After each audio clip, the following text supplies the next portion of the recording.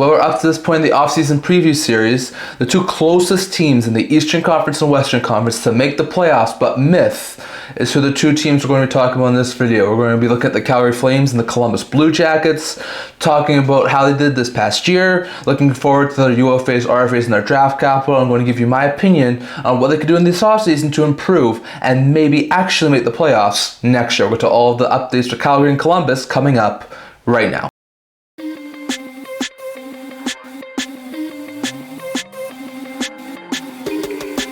Hello everyone, welcome back to another video here at the End-to-End Hockey Channel. Before we get started, don't forget to like this video and subscribe below. Thank you for all of your support. I would never be able to do this without all of you guys, so if you haven't already, don't forget to subscribe button down below. Don't forget to leave a comment. We're on the road to 500 subscribers, so if you can, hit the subscribe button down below. And in today's video, we've got another off-season preview video here to discuss. So in today's video, we're looking at the Calgary Flames and the Columbus Blue Jackets, two teams who had very good seasons this past year. The Jackets missed out on the playoffs by a mere 2 points, while the Calgary Flames were tied for the last playoff spot in the Western Conference, but missed the playoffs due to tie-breaking procedures. So these two teams got extremely close to making the playoffs and ending their playoff droughts, but it's going to last at least a year longer as they do miss in the playoffs this year. So we're going to start off with the Calgary Flames. Even though they were closer to making the playoffs, they were the first of the two teams eliminated, so we'll touch on them first.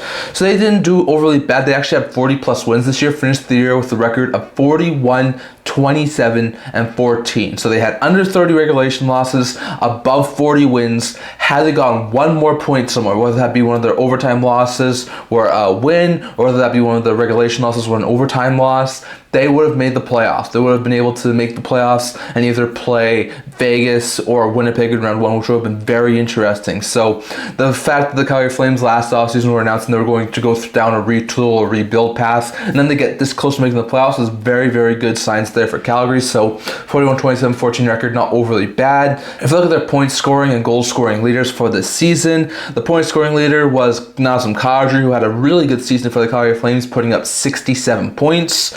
Jonathan Huberdeau was second on the team with 62 points, and Mackenzie Weegar and Matthew Coronado were tied for third on the team in points with 47. So very interesting stuff there. The youngster Coronado had a really good season. Well, the three main pieces this team got to try and sort of turn over the roster, and Kadri, Huberdeau, and Weegar were the other 3 points leaders, but still only two of them actually hit over the 60-point plateau or even over the 50-point plateau. So very interesting stuff there. If with their goal scoring leaders, Kadri also led the team in goal scoring with 35 goals. Huberdeau had 28 goals and Coronado had 24 goals, so only one 30-plus goal scorer, which isn't overly great stuff there for a team who wants to try and make the playoffs.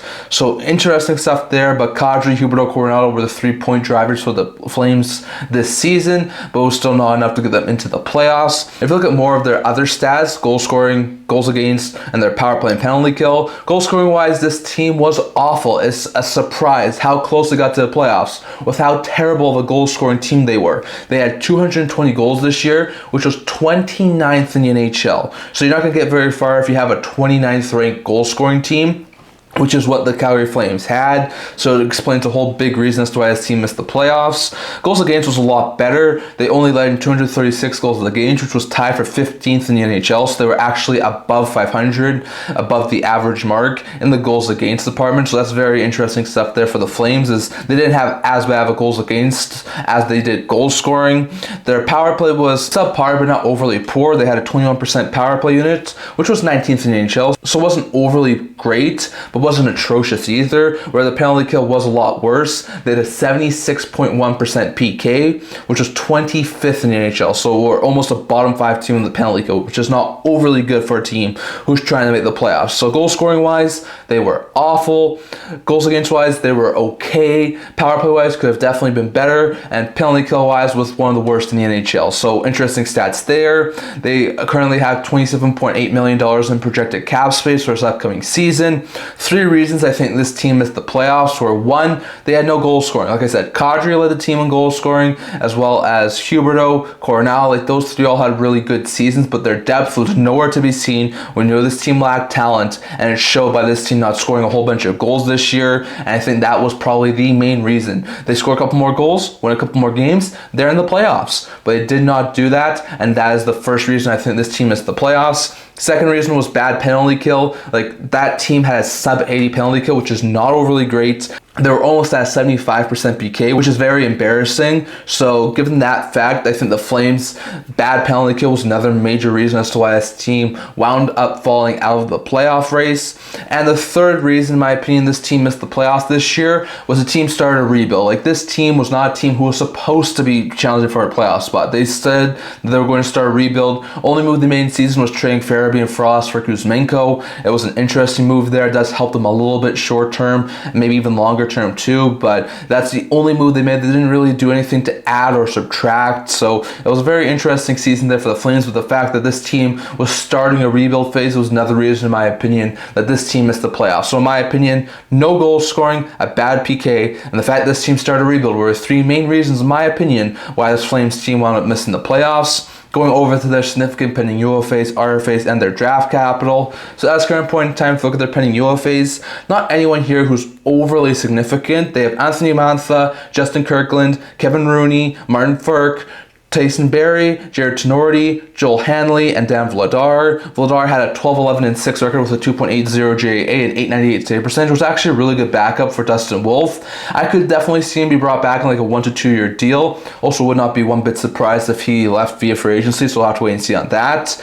You have Joel Hanley, who had 2 goals and 7 assists, 9 points in 53 games. You have Barrie, who had a goal and 3 points in 13 games. Both are decent third pair defensemen at this point in time. Wouldn't be surprised if they were brought back on short-term deals. Wouldn't be surprised if they left. You also have Jared Tenorti and Martin Frk, who didn't get into any NHL action this year. Could definitely see those two guys leave. You have Kevin Rooney, who had 5 goals and 10 points in 70 games. Would not be one bit surprised if the Flames moved off of Kevin Rooney, as he's a decent fourth line center, but I think he could wind up leaving. You have Justin Kirkland, who had 2 goals and 8 points in 21 games. Could definitely see him be brought back as like a younger bomb 6 forward for the Calgary Flames. And then you also have Anthony Mantha, who had 4 goals and 7 points in 13 games, suffered a season-ending injury early in the season.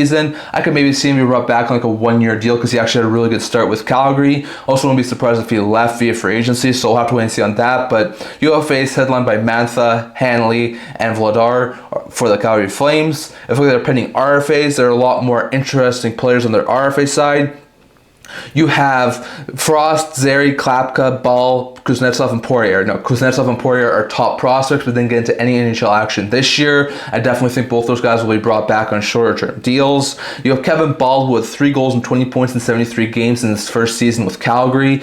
Looked like a really solid third or second pair of defensemen, so I definitely think he's coming back. You have Adam Klapka, who had 4 goals and 6 points in 28 games. Really solid player that I think is probably also going to be brought back, probably on like a 1 to 2 year deal, shorter term, low AAV.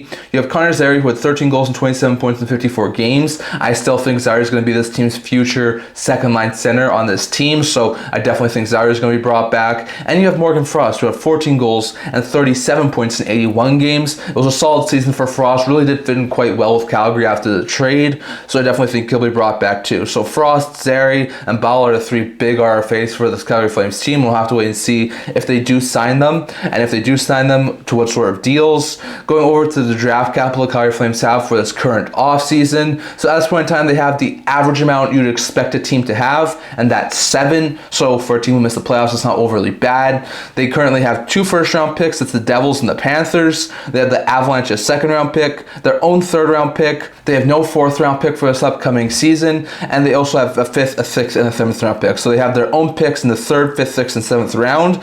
None of their picks in the 4th, the 2nd, or the 1st round, but they do still have 3 picks in the 1st 2 rounds, which is still overly good. So interesting note there, but the Flames have 2 first-round picks and 7 picks in total for this upcoming offseason, which isn't overly bad. And lastly, going over to 5 ways I think this Calgary Flames team could improve in the offseason to get better for next year. So first, in my opinion, has to be moving one of, if not 2 or 3 of, Farabee, Backlund, or Coleman. These guys are all, in my opinion, their best trade chips on the forward group. Farabee was brought in, like we talked about, at the trade deadline from Philadelphia. Farabee is a decent middle 6 forward, but didn't really fit in overly great in Calgary. Backlund is the team's captain. He's a solid third-line center for the Calgary Flames, but he's also entering the final year of his deal, so if the Flames do not feel they're going to be a playoff team next year, I would not be one bit surprised if they moved on from him. And you have Blake Coleman, who actually had a really good season this past year. I think hit like 45-ish points. He had a really solid season being a middle 6 goal scorer. So at that point, I definitely think there's going to be a lot of value on Coleman, and I think if the asking price is right,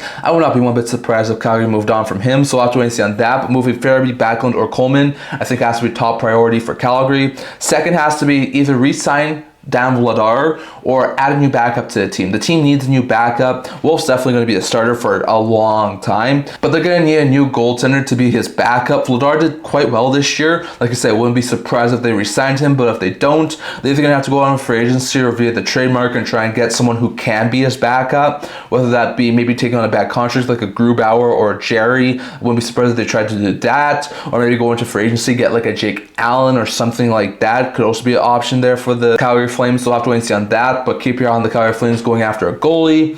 The third thing has to be add a younger top four defenseman. I definitely think this team's going to be adding some more players on the blue line. They could definitely use that, especially given the fact the best players on the blue line are Weegar and Anderson. After that, really just drop off in the talent level. So I definitely think adding a young top 4D, whether that be a guy like Keandre Miller, New York Rangers organization, Mario Ferraro from San Jose, or maybe a guy like Connor Murphy from Chicago or something like that, I think could work out well for the Calgary Flames.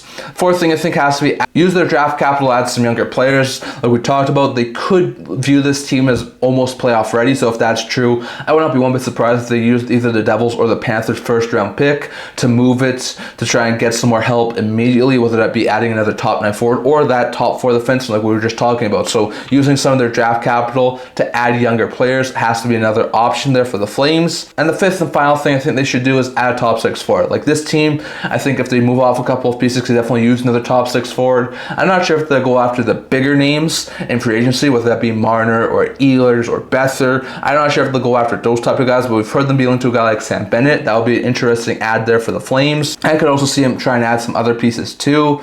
So we're going to have to wait and see on that, but I think adding a top 6 forward will be a smart move there for Calgary. So in my opinion, moving Farabee, Backlund, or Coleman, re-signing Vladar, or adding another backup goaltender, adding a young top 4 defenseman, using draft capital to trade for a younger piece, and adding a top 6 goal scorer are the 5 main ways I can see this team improving to get better and maybe make the playoffs next year after missing for 3 straight seasons. Next, going over to the Columbus Blue Jackets. So going over the Columbus Blue Jackets, they also had a very fantastic season this past year. Hit 40 wins, 33 regulation losses, 9 overtime losses. They had 89 points. They were just a mere 2 points back on the Montreal Canadiens for the last playoff spot. Almost went on a winning streak at the end of the season to make it in, but they just weren't able to edge out the Montreal Canadiens. But they did have a 40-win season. I think they got a lot closer to the playoffs than anyone was expecting entering this season, and they've put themselves on the map as a team who's a young up-and-coming team who's going to be challenging for a playoff spot for years to come. So I think the Jackets' future is bright, and even though they didn't make the playoffs this year,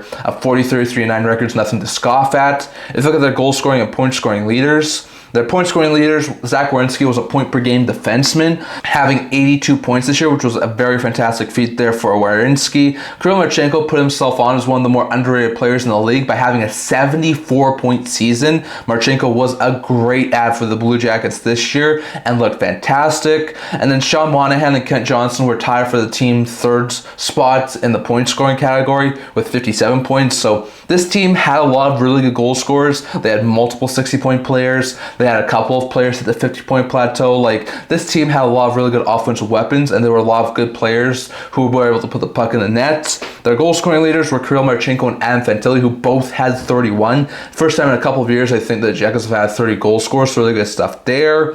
Kent Johnson had 24 goals. He was third on the team in goal scoring, so very interesting stuff there. But this Jackets team, well, it wasn't overly fantastic. They have a couple of 30 goal scorers. They have a couple of 60-plus point players, which is great there for the Blue Jackets. So interesting note there. If you look at their goal scoring, goals against, power play, penalty kill stats, goal scoring, this team was lethal. They were tied for 7th in the NHL in the regular season in goal scoring with 267 goals for. So scoring-wise, this team was lethal. Goals against-wise, another story. They had the same amount of goals let in as they had scored. They let in 267 goals, which was 25th in the NHL. So they were a bottom 8 team in the goals against department, which isn't overly good. So goal scoring-wise, top 10. But goals against-wise was bottom 10. So definitely need to sort of even that out a little bit. But goal scoring-wise, they were great.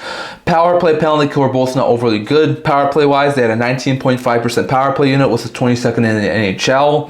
And penalty kill wise, they had a 77% penalty kill unit, which was also 22nd in the NHL. So could have definitely been better on both sides of the power play and the penalty kill wise, as 22nd is not overly good, and they definitely need to improve on their special teams to make the playoffs next year. But still, their goal scoring was great. Their goals against was not great, and their power play and penalty kill definitely needs work, so interesting note there. They currently have a projected $41.3 million in cap space for this upcoming season, so they have a lot of money to spend in this year's offseason. If you look at the 3 reasons I think they missed, the first reason has to be terrible goaltending. This team did not have great goaltending this past year. Like we talked about, goals against wise, they were one of the worst teams in the NHL. A lot of that had to do with the fact that Merzlikins and Tarasov were not holding up there in the bargain in net. Merzlikins, I think, is a sort of player who needs a fresh start. I wouldn't be surprised if they moved off of him in the offseason. Tarasov, I think, was just not ready for the backup role. Jack Graves was the main goaltender who helped them win on that late season winning streak,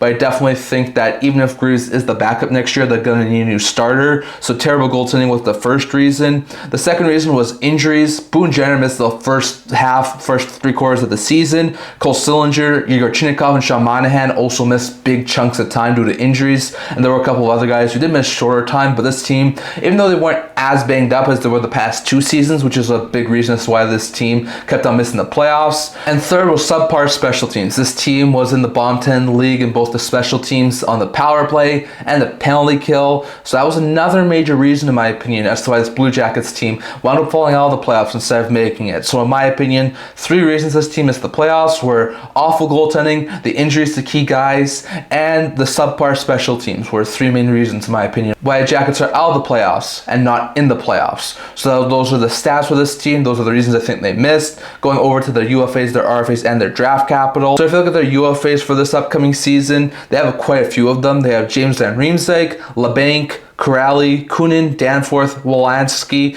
Provorov, Fabro, and Johnson. Now, Jack Johnson had 6 assists in 41 games. I could see him be brought back maybe like a short-term deal. You have Fabro and Provorov. Fabro, who had 9 goals and 16 points in 68 games after being acquired off of waivers. Provorov, who had 7 goals and 33 points in 82 games. Both were pretty decent top 4, top 6 defensemen this past year. Would not be one bit surprised if the Jackets tried to sign either one of these guys. Also wouldn't be overly surprised if these guys left via free agency.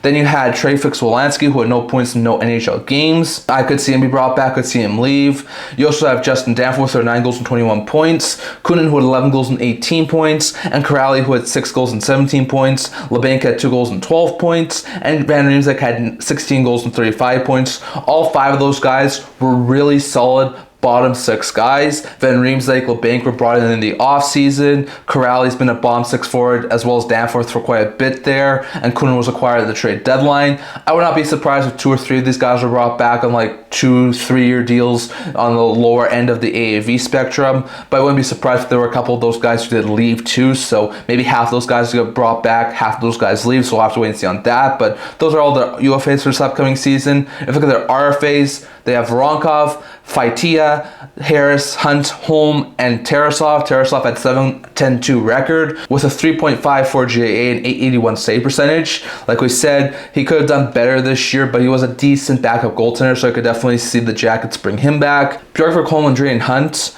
both did not play this year at the NHL level, but both are really good prospect defensemen, so I could definitely see both those guys be brought back. Harris had 5 points in 33 games as a defenseman. Solid third pair guy, so I could definitely see him be brought back. Wouldn't be surprised if they didn't qualify him. You also have Faitia, who had 4 goals and 7 points in 47 games for the Jackets. Decent bottom 6 guy, could definitely see him be brought back in like a 1 to 2 year short-term deal. And then their big RFA is Voronkov. Voronkov had 22 goals and 46 points in 71 games this year. He's shown he can be a really lethal goal scorer, so I definitely think he'll be brought back in like a 3 to 4 year deal, maybe like $3 or $4 million. Like, I definitely think Voronkov's going to be back. So some interesting RFAs for this team, headlined by Tarasov, Harris, and Voronkov, but some interesting ones that I think the Jackets will wind up signing.